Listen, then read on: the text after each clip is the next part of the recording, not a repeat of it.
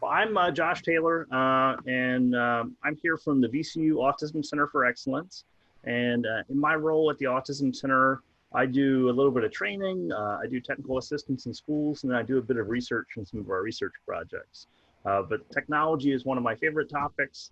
I always sort of been drawn to using technology in a classroom and in different spaces where we support students with autism and other disabilities. Going way back to when I was a special education teacher in Arlington Public Schools. And I'm really happy to co-present with my good friend and colleague, Crystal Hens. Crystal, you want to introduce yourself? Sure. So once again, I'm Crystal. I work in conjunction with the Autism Center for Excellence and the RRTC at VCU, which is the Research Rehabilitation and Training Center. So I've done a lot of job coach support in the community, and through an internship program, we have Project Search that we work with transition age youth in. And technology really has been so important with transitioning interns into the workplace, with teaching job skills. And so I was really excited when Josh and I decided to do this together, because I have a lot of examples to give about how we've used technology to support students, interns, and then employees in the workplace. Yeah, so I think this is going to be really fun. As Krista mentioned, a lot of her backgrounds in workplaces, a lot of my backgrounds in schools. And so we're going to kind of talk about sort of how we can think about using technology for individuals at different ages. So kids that are in school, at home, where a lot of you are right now, and as well as in the workplace, how we can support that transition to employment and just adult living. So a little bit of what we'll cover today. I want to kind of give a general overview of technology and autism. And I really want to start with some kind of big ideas that frame sort of how I think about using technology and sort of I use to sort of keep me on track and focused when I consider when selecting what are appropriate and effective ways that we can really use technology to kind of promote sort of better outcomes for our guys. So we'll get into a lot of great examples. Probably won't have any demos, although we will show a brief clip of an intervention called a video resume that was produced by our colleague Lucian Friel that we'll kind of pull in to give some color commentary a little bit later. And we'll talk a lot about research. Now, this is not going to be a really technical presentation, but I do think it's really important when we talk about any approaches that we use for supporting individuals, but especially when we think about technology and just the wide variety of products and devices that are out there, to really anchor what we do based on what the research tells us. And so that's really a fundamental belief of mine that I really have tried to structure this talk kind of around. Of how does kind of research and what the evidence shows us inform how we use technology in fundamental ways.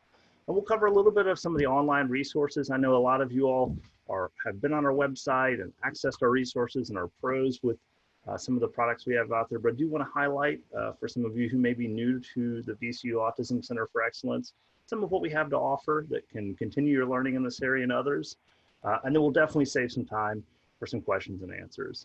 And if you're just joining us, I said a little bit at the beginning when we were coming in, everyone will be muted throughout. My colleague, Zach Cardos, will be monitoring the chat, and he'll be kind of talking with you all in there. So if you have questions as things come along, Chris and I will kind of be keeping a corner of an eye out for questions you might have throughout, but we'll definitely make time at the end where we can make sure that any of the questions you have that come up, areas of confusion, ideas, hey, I heard about this, what do you think about that? We'd love to get into that and chat with you about it. All right.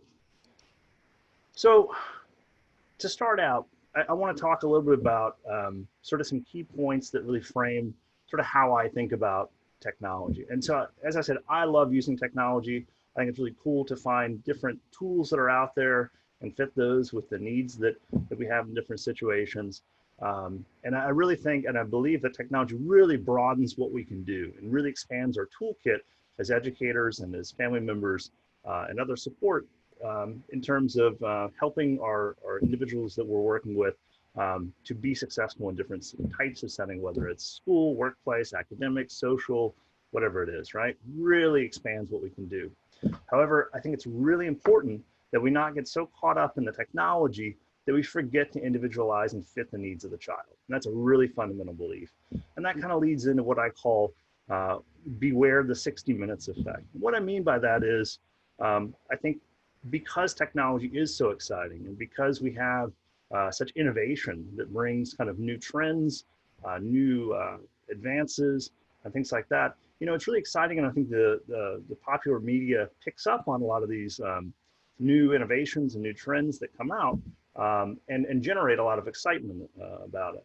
But I think there's a danger sometimes when we get so caught up in the new flashy thing that we forget to think about first, you know, does that new flashy thing work to kind of promote kind of sort of more success for our students? Does there an alignment and a match? And so, not that there's not, you know, a reason for that excitement, but we really need to first start with kind of matching up and making sure that that's right for the student. And a lot of times that means kind of going back and using what we call low-tech strategies. So really, the way I think about technology is an additional tool that we can put in our repertoire to sort of address issues that may come up, to modify things, to offer accommodations, to change the way that instruction is delivered or that students can perform, show what they know, right? It expands the opportunities that we have to do these things. But we shouldn't ignore low-tech solutions that may be out there. And we won't go too into depth with some of these today, but things like kind of slant boards that can address issues with handwriting. Visual timers are a huge one for our guys. For those of you who joined last week to hear Dr. Carr and I talk about executive functioning, you know, we talked a lot about this idea of how time is abstract and can be very anxiety provoking for our students. And so something very low tech like a visual timer can really help structure and ground that concept of time and waiting and all those things that function as part of time. We have adapted seating, headphones and earplugs. Often these are cheap and inexpensive, very easy accommodations and modifications that can nevertheless be very highly effective if they're matched with what a kiddo needs in a specific situation, right? All right, and I do want to differentiate a little bit between kind of two different purposes, at least within an educational setting, of how we think about technology. And those basically are, you know, instructional technology is how we teach stuff, and assistive technology is how we kind of modify and change the way that things are taught. And so the analogy I like to use is that, you know, we can use technology to be the textbook, and that's the instructional technology or the format that we're learning information, but it can also be the magnifying glass that's modifying how that text is presented, and that's assistive technology. And so today we'll kind of combine both of those and talk about them. But it is important as you're thinking about kind of working with education professionals in schools that often these two types of technology are broken up. And we see instructional technology more the stuff that teachers do in the classroom to be engaging, to present things in different ways.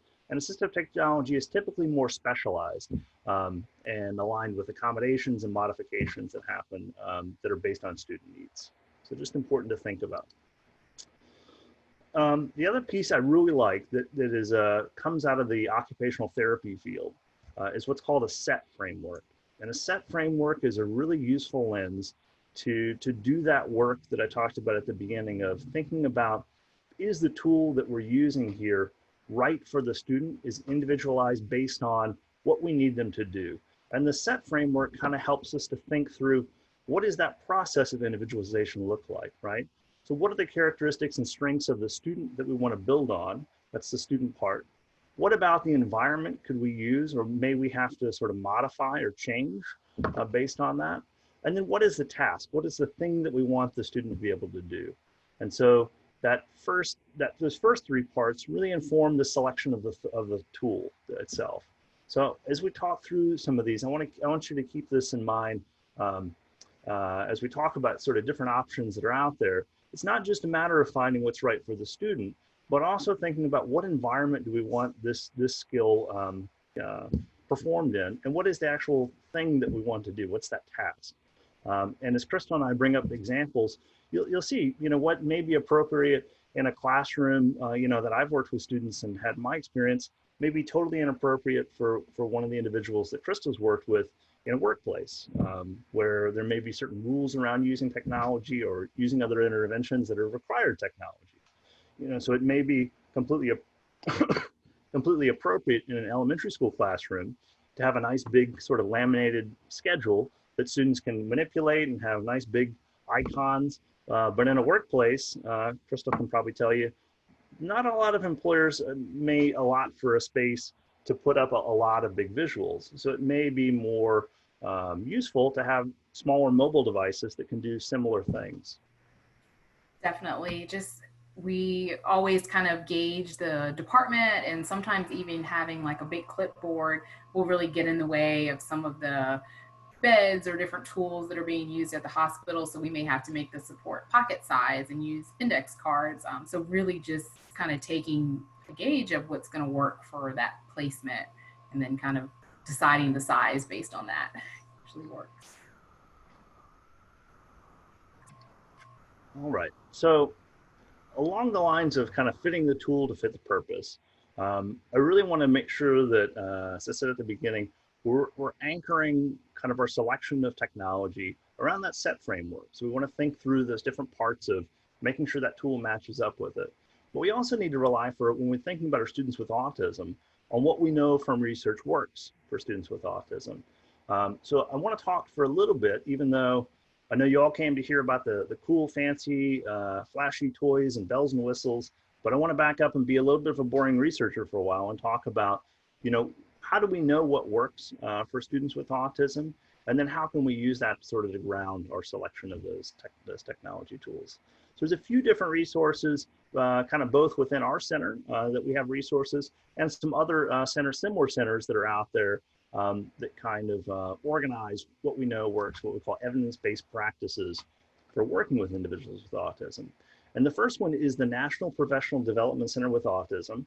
That is a similar center to ours, housed at the University of North Carolina at Chapel Hill. And they really have done the work of pulling together all of the research describing school-age students with autism in classroom settings. And they've organized, based on that research, what they consider to be evidence-based practices. And so they have just under 30 what they consider evidence-based practices. And on that website, you'll see briefs broken down that describe how to implement those, what they look like in practice, what ages they're appropriate for, and several guides and summaries. The other great resource is the Ohio Center for Autism at Low Incidence, or OCALI for short. And their website is autisminternetmodules.org. And they've sort of extended the work of the National Professional Development Center to organize those evidence-based practices. And they've built specific modules that are interactive, include multimedia videos, case studies. And these not only look at classroom settings, but also get into what those also look like at home, in the community, and in other settings as well. And so they have personalized modules and resources just for students, just for parents of students with autism. It's a really, really great resource that I'd also recommend. And then we also have many, many resources, but the one that's really specific to evidence-based practice is our online course, Evidence-Based Practices for Students with Autism. And you can find a link here in the presentation and the handouts that you'll get later. But this is really just it's a facilitated course with one of my colleagues or myself from the VCU Autism Center for Excellence. And the course lasts about a month. And so there's discussions, there's opportunities to engage and ask questions and really dive deeper than we can today about really what constitutes evidence-based practices for students with autism, and how can we use those in context to really promote better outcomes.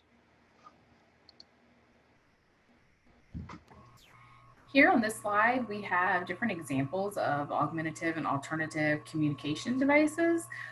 We really wanted to show this just to showcase the wide range of devices that can be used for different age level, different abilities.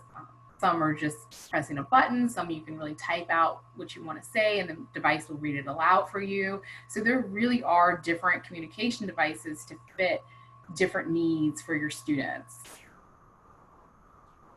Yeah, augmentative and alternative communication are one of the evidence-based practices. We'll kind of shift into, now we're going to talk about individual evidence-based practices. As Crystal mentioned, they can cover a wide range of options and formats. We have voice output devices. We also have picture exchange communication systems. There's a lot of different ways that we can supplement for our students with autism, which includes a significant portion, but certainly not all of our individuals with autism. But for those who need a functional way to communicate, these can be a life-changing intervention, and so can really promote some great opportunities in all parts of life. So this is a question that can be of concern for caregivers, parents, teachers. Will the communication device prevent or slow down that development of natural speech? And the answer is no. There's a really great article that will be in the presentation that's listed below here on the slide as well that kind of explores that some more. And just from my experience, if you can present a communication device or another way for a student to communicate, you'll cut down on some of that frustration of trying to, the student trying to communicate what they want and then they're not receiving it. So communication devices can be great. And once they start using the device, that natural speech will be able to be worked on in a way that won't be as stressful to them because they're not dependent on maybe a possible limited amount of communication to voice their needs and wants in the classroom and just in that everyday setting. So here we have a task analysis. So task analysis are great. They are a way to break down a step, or break down different tasks by steps. So this could be hand washing, which is really important right now with everything going on. We also use them at work to break down a large step, maybe as turning over a patient bed when an intern has to start all the way from the point when they see a patient exit the hospital. So we'll have each little step down as walk to the bed, put on your gloves, use your hand sanitizer, gather 3 wipes. So they're awesome. And the task analysis can be made in many different ways. We have Boardmaker listed, and that's the picture that you see up at the top. This is an awesome resource because it has a lot of the pictures that you'll need for each individual step to create a task analysis. Most task analysis that we would create for the interns would be used by using Word, having different clip art, and also you'll see a digital camera listed there. We would sometimes take pictures even with our phone or use the camera of the intern doing the task and compile it into a task analysis. Sometimes students can be really motivated by seeing themselves do the task. It can be reinforcing that, oh, okay, I do know how to do this step. I'm looking at a picture of myself do it. So I would prefer that as well. Personally, I would like going and taking the pictures of them doing each step, even, okay, hold your hands down and pick up the trash bag. Now lift it all the way up.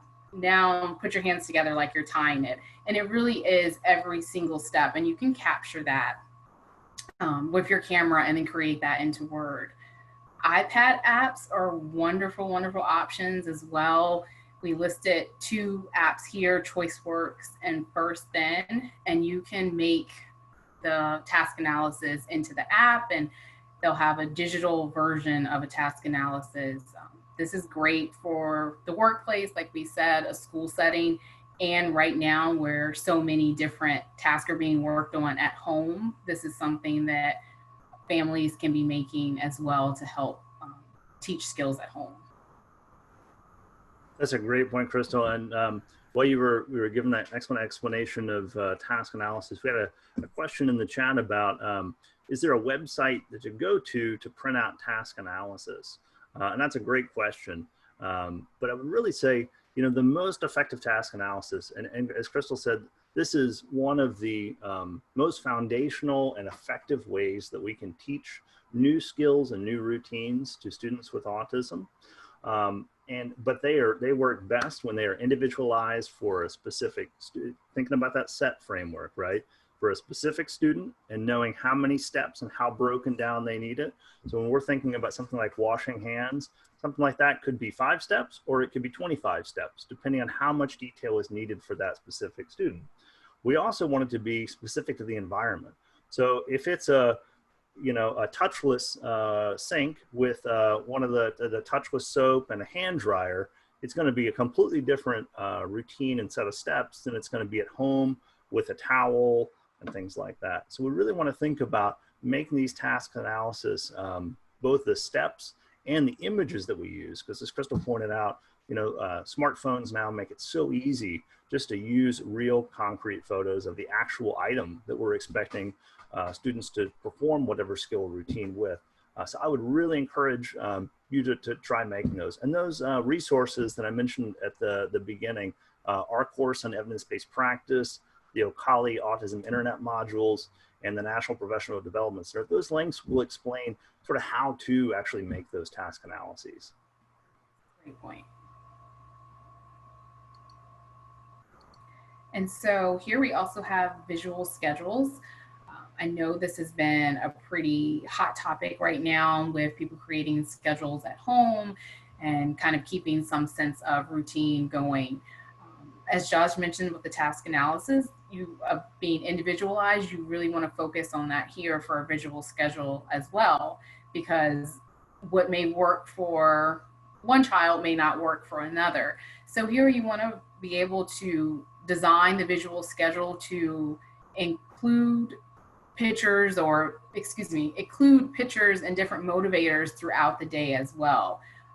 So that a visual schedule may help you get through some of those difficult tasks, such as a math lesson. But if you have a visual schedule and your child can see, oh, well, we're going to have lunch outside right after math, that can take away some of the anxiety and some of the behavior challenges that may come with doing those less motivating tasks.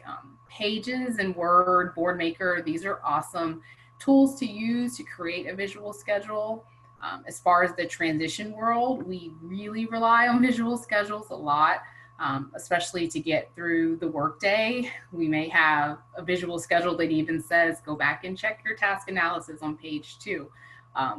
And they really help to give a sense of routine when certain days and certain tasks may not allow for that natural cue to come in.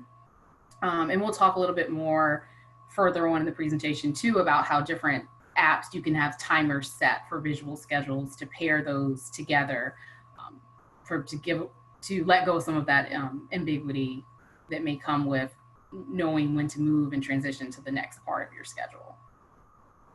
Yeah, those are great points, Chris. So I feel like visual schedules are something that could be so helpful at home right now. When as you pointed out, like they help provide the structure and be able to anticipate. Well, right now it feels like sort of every day is can be unstructured without that, and so this can be a huge help, I think, to a lot of kiddos at home who kind of may not have a routine or structure right now. It's going to be really helpful. Those are great points. Definitely. And so kind of following right on with what Crystal just shared about task analyses and visual schedules, these are both kind of part of a broader set of strategies and supports that we call visual supports. And visual supports are an evidence-based practice sort of in their own right, but they also sort of include some of these other approaches like using structures that are also visual or using task analyses that also incorporate sort of pictures in that visual anchor. And these really build on a lot of the strengths that our guys with autism often have, which is in that kind of visual sense. So being able to take visual images and sort of use that to sort of anchor an understanding of either a specific routine, like a visual schedule, or see concretely, as with the time timer or the timers, sort of how much time is left. And so it helps create a more concrete representation of something that's otherwise kind of abstract and hard to understand. And so it can be used for teaching information. It can be used for sort of self-managing behavior. So we see here sort of a visual that shows sort of a self-regulation strategy of when I'm upset, I can do this or this. And this really helps just to sort of anchor that information. And so it, when things aren't in a visual format, we can easily get them lost in the chaos of either emotions or distraction or things like that. When things are visual, there's a sort of permanent record that we can kind of draw back to.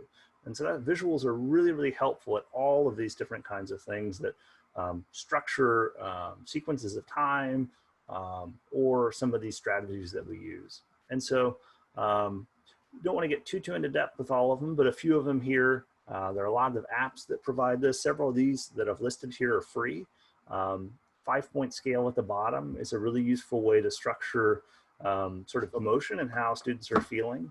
So sometimes the labels that we put on feelings like happy, sad, angry, don't do a whole lot of the work at telling us when we need to change up what we're doing, when we need to maybe calm ourselves down, ask for help, leave the situation and come back, whatever we need to do to self-manage before our kind of top blows off, which, as we know, for some of our guys with autism can be a little bit of a struggle, right? So 5-point scale can be a helpful way to kind of give some breaks before our guys get to that 5 and start to teach, you know, when we're at a 2 and a 3, when we can still sort of change the course we're on before getting to that top blown off stage, you know, what needs to happen at those stages, and how do we know that each of us are feeling what's a 2 for me may be different than what Crystal feels like as a 2. Her body and my body may feel differently. You know, I may get sort of like sweaty and get a headache, and she may experience other things, right? That she knows that she's sort of at a place where she needs to do that. So 5-point scales can be a really helpful way to structure that. Another sort of visual approach to teaching skills is what we call video modeling. And so video modeling, with technology now, they're really easy to make, and it's essentially just using video technology to present how a skill should be done. So this can be used for teaching sort of basic routines around the house. It can be used to teach communication and social skills, how to interact with folks. But I think they're especially useful for teaching sort of how to sort of actually do something, to present it in a way where the person can actually watch and see how something is done and then perform it themselves. And what we see in the research is that these are one of the most highly effective approaches to teaching skills compared to other approaches. So I have a really positive example of video modeling as well. My toddler, he's 3, went for his first haircut last Friday. And the week leading up, we read books and we did a lot of showing him videos of other kids sitting and getting their haircuts. And it really prepared him for the unknown. There were no tears. So I would like to say that it was video modeling, maybe a little bit of temperament as well, but he wasn't nervous. He felt really prepared. And I think it can help in that situation as well. And another use of video that has become kind of more popular recently is what we call video resumes. And so video resumes are specific to sort of the job search process. And they're really designed as an alternative to a traditional resume, but also a traditional interview. And so for some folks who may not present their best selves through a kind of structured back and forth traditional type of interview, question and answer, and just may not be able to show kind of what their strengths and assets they would bring to an employer are, video resumes can be really helpful. And Crystal, have you want to share a little bit about how you've used these before? And I can share a little bit of the. Sure. So video resume, we started using them a few years into our internship program. We had an intern who was an excellent worker, really picked up on tasks quickly. He liked to work, but there were some communication challenges there, especially when meeting new people. And so we knew that we had to figure out a way to best showcase his skills when it came to employment and showing a potential employee what he could do that was outside of the hospital and never would have the chance to come in and see him work. And the video resume, we were able to put together video clips that we have taken throughout the year and pictures and compile them using just a phone app. And it was excellent. He was hired and the employee got to see the video before meeting him. And then at the interview, the potential employee who did get hired, but he was able to come in and able to show his video and just announce, this is me working. And it was a great tool, and that back and forth communication of a traditional interview wouldn't have been possible for him, but it was not a barrier to him getting employment. That's awesome. So I want to share a little clip of a video that my colleague who's here with us today, Lucian Friel, has produced that really kind of walks through what a video resume is, how to produce one. They're very straightforward and easy, and Lucian has done a tremendous job of kind of putting together what that process looks like. So I want to share a few clips. The whole video is about 8 minutes, so we don't have time to watch the whole thing, but there is a link to the full thing. I really encourage you to go back and watch it in its entirety later. Lucian, anything you want to share about the video here? Sure. Thanks, Josh. This presentation that you're about to see was compiled through using different clips that I put together for participants in one of our programs, using various clips from their own video resumes. When you're watching this, I just want you to think about different creative ways that you could showcase someone who you're making one of these video resumes for. And just not to be intimidated by any of the technology parts of it, because it actually is a lot easier once you get hands-on with creating videos. Starters, what is a video resume? Well, it's just as it sounds. It's a resume that is presented to employers using video. It is a unique and effective way to present an individual's skills, experience, and introduce them to a potential employer prior to their first face-to-face meeting. Video resumes can be a great way to showcase an individual's skills in a particular area. It's one thing to tell an employer that an individual can do something, but it may be more effective if you can show them, and that's where the video resume comes into play. So let's begin with the So again, I won't play the whole thing, but I really encourage you to check out each of the steps of it. And you can see just from that short clip, really highlighting some very different strengths and skills of individuals that are, seeking employment in the workplace. And so it can be a great way to capitalize on and build on the strengths of our children and the individuals we work with, to really capitalize and sort of guide our work with them based on that, which is always more effective, whether it's the classroom, in the job site, at home, whatever it is.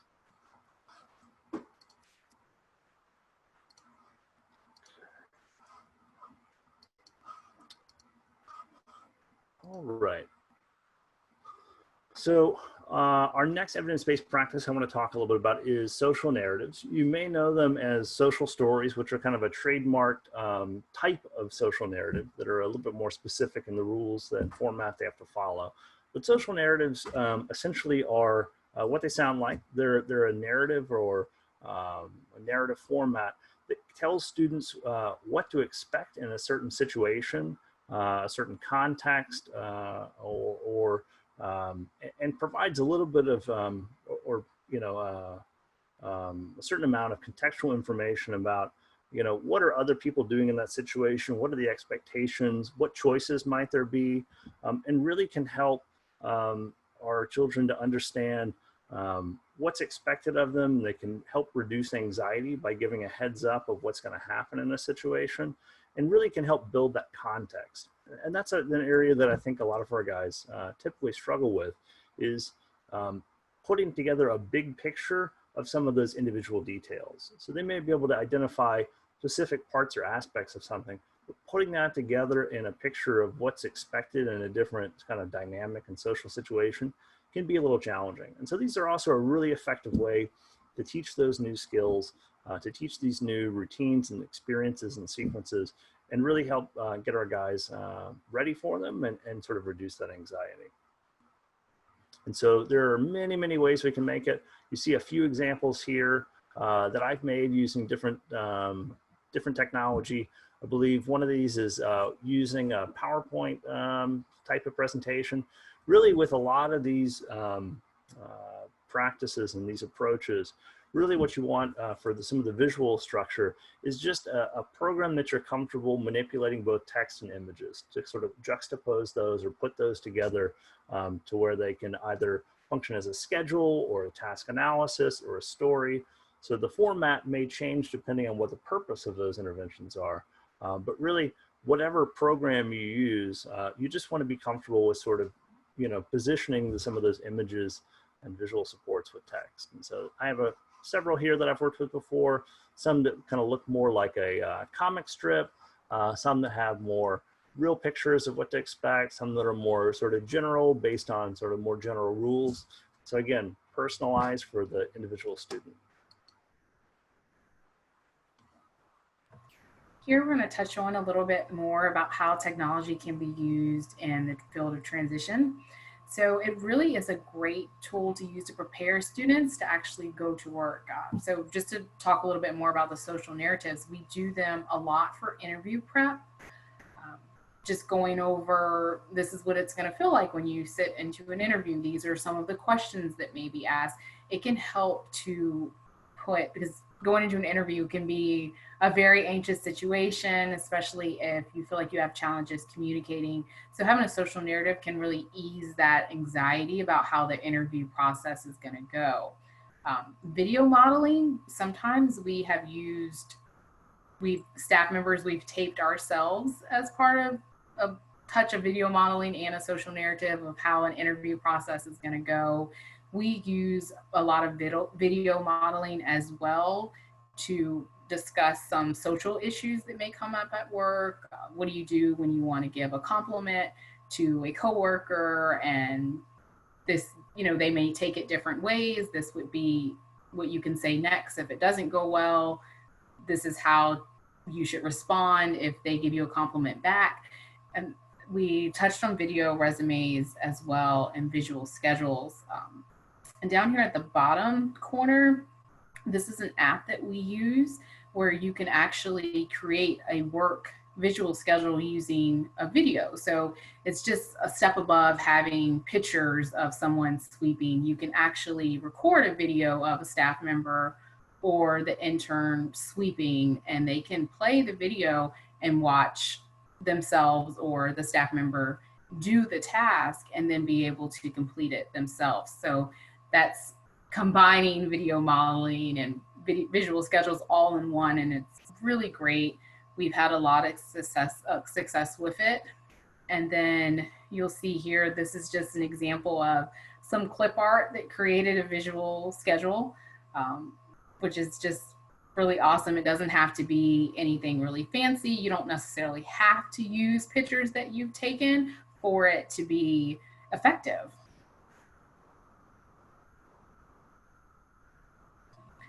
And then a little bit more about how technology can create independence in a job site.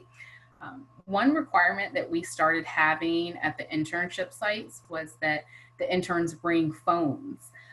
And I know that in the school world, sometimes it's like, no, don't bring your phone, but we found so much success with it because we were able to use the phone as the work tool.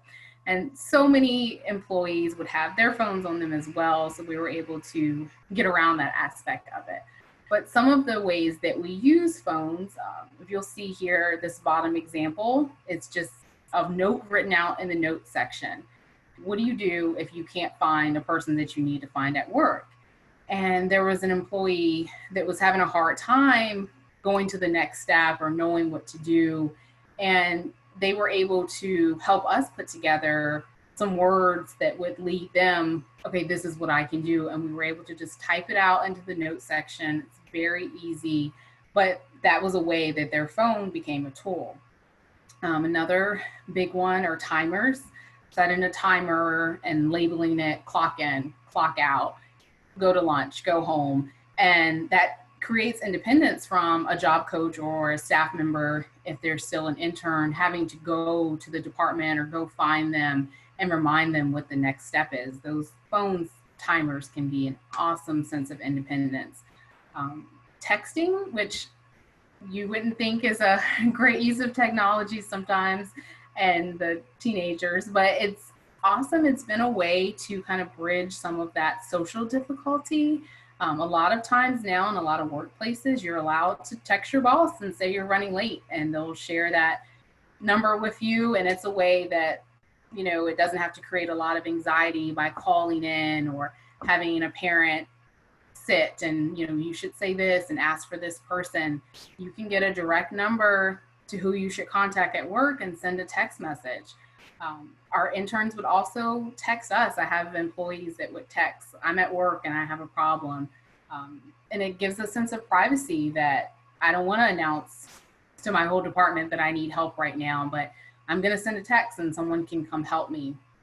It's a great way to advocate for yourself when you're unsure of how to have that communication face to face.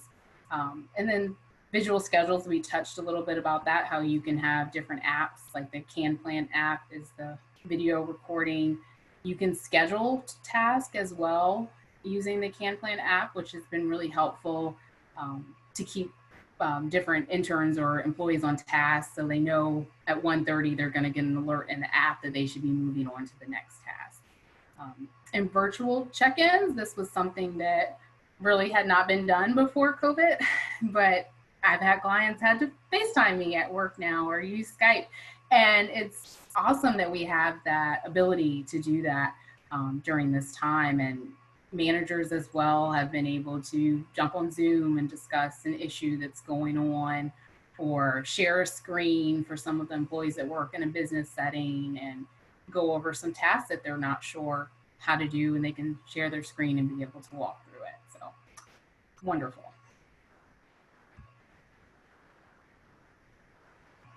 Thank you so much for sharing that, Crystal. I love hearing about all the different ways in workplaces, because they're so different. Some of the workplaces you all work in, and some of the approaches you found to kind of work around hurdles.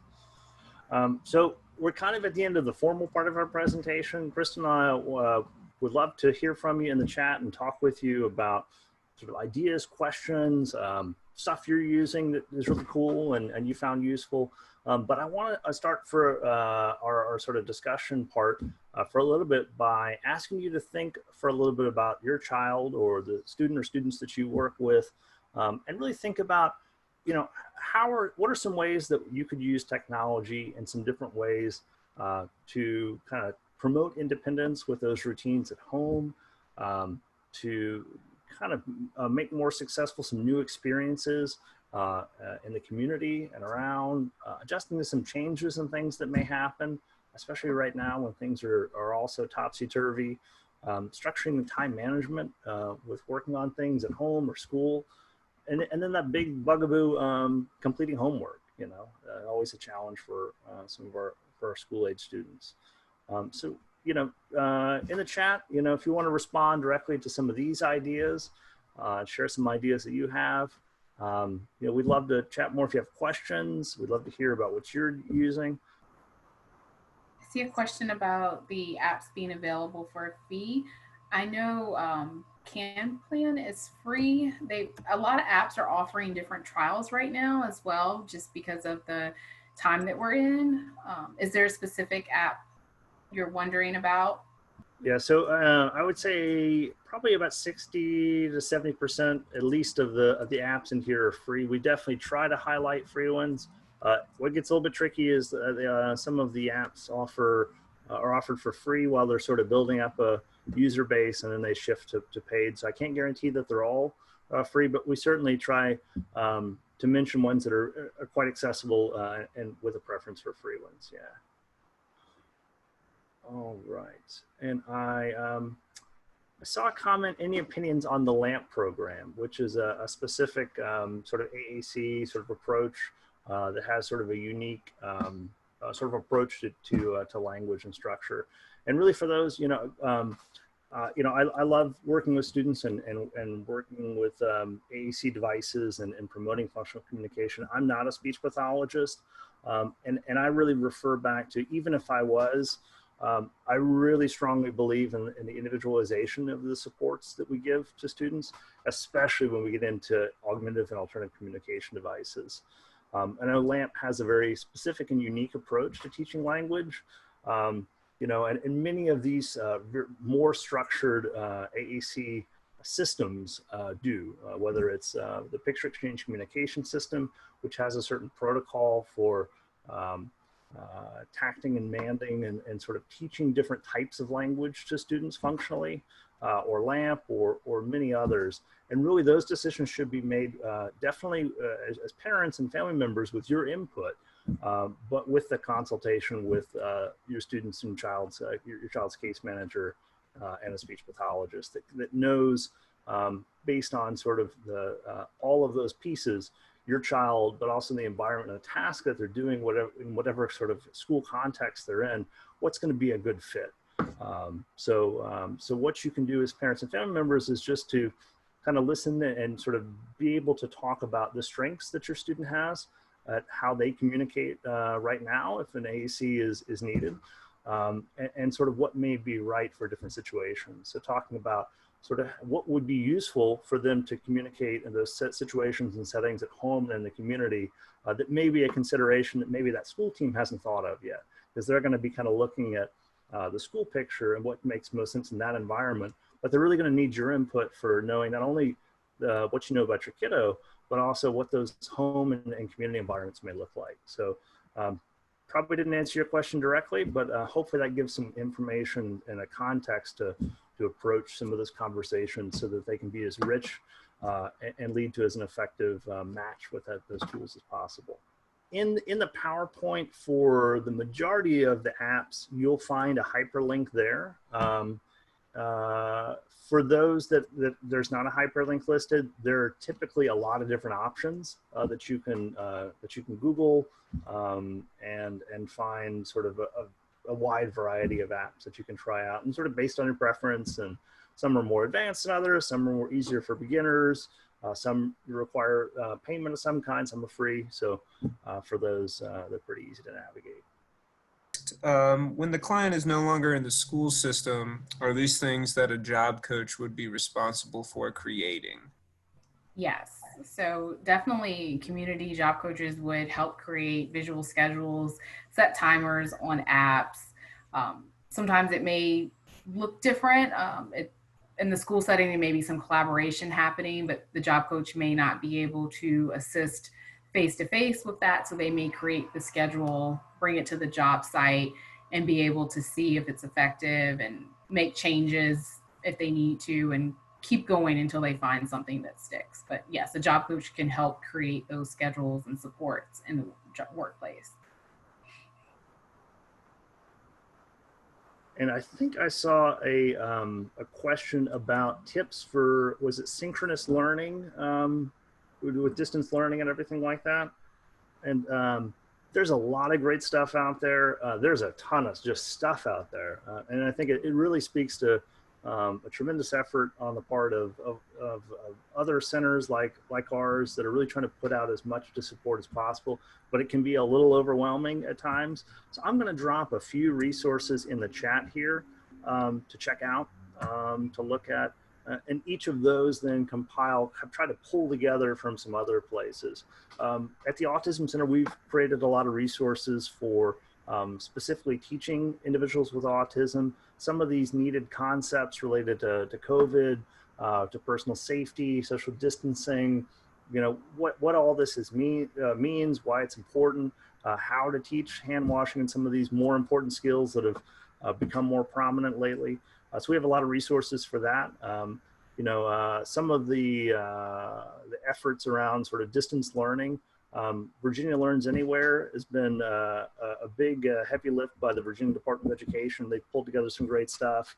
Educating All Learners has emerged in the last few weeks as really a great kind of one-stop go-to spot to really check out sort of how we can make sure that distance learning is effective for all students, including students with autism that may learn a little bit differently and may need some differentiation in the approaches that we use. So yeah, hopefully those are useful. I see one about an age cutoff for Project Search, and you have to be prepared to be in your last year of high school. So as long as you're eligible for public school for your county, or which it depends on each child, depending on the family of when you're ready to have that last year be of school. But the cutoff tends to be the last year that you're eligible, around age 21. Has anyone tried virtual home learning with more involved ASD students during the shutdown? My students have cognitive and behavioral challenges. Yeah. Yeah, I think a lot of folks are definitely trying. In a lot of the technical assistance work that we do with divisions around Virginia, I've talked to a lot of teachers and a lot of autism specialists that are really, day by day, week by week, trying to improve how we tailor distance learning to meet the needs of our students. And I've heard some great stuff. We didn't get into it today, but there's one teacher that's using an approach called boom cards. That's a sort of interactive format. If you Google boom cards, it'll take you right to the website. Others are using different online resources and using some of what Crystal and I talked about with the visual schedules and ways to sort of structure and guide students to those more effective things. But I think it really starts with collaborating with families and families collaborating with schools to really put those evidence-based practices in place and figuring out how that works. And sometimes that's, a more low-tech intervention that's provided at home that it's going to facilitate that distance learning. So it's not necessarily a modification of the distance learning approach so much as just providing resources so that kind of before students kind of get to being in that synchronous distance learning format, they're prepared for understanding what the difference in what's expected of them as students has changed based on this new format, which, I don't think any of us were quite prepared and sort of had the heads up to teach those skills ahead of time. This kind of caught us all a bit surprised about the certain intensity and duration of this distancing. So that's definitely an area that I think a lot of our students have been ill prepared to know how to be students in a shutdown. So that's an area I think we can certainly build on.